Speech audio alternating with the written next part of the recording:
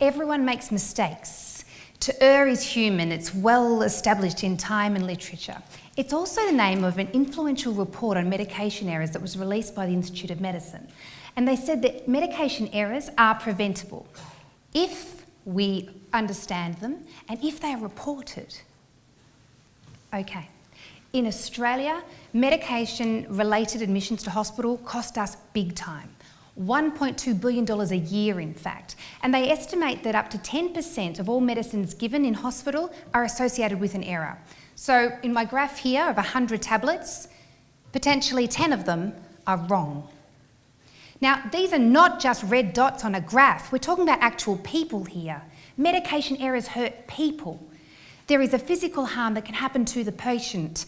Then there is the financial harm that happens to organisations and taxpayers, and the emotional harm that happens to the patient, their families, and also the health professional, because none of us go to work expecting to make a mistake that's going to hurt someone.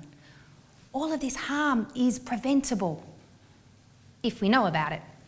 But research tells us that up to 70% of medication errors are not reported at all.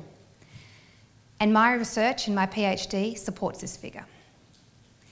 That means there is about 70% of errors that we can't fix, we're not targeting because we don't know about them. How do we know 70%?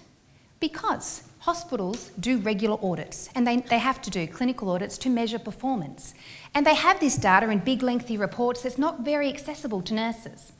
So my PhD is using a tool called Audit with Feedback as a way to actually establish this audit data and bring it to the nurses in a way that they can use to increase medication error reporting. Basically what happens is the nurses choose the way that we give them the audit feedback.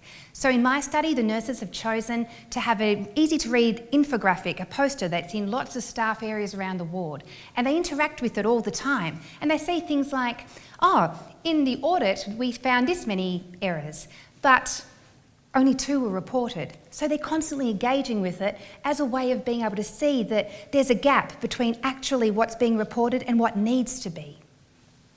This is a quasi-experimental study in a major metropolitan hospital. We're looking at 4 wards. 2 of our wards are control wards where we watch their error rates and we don't say anything to the staff.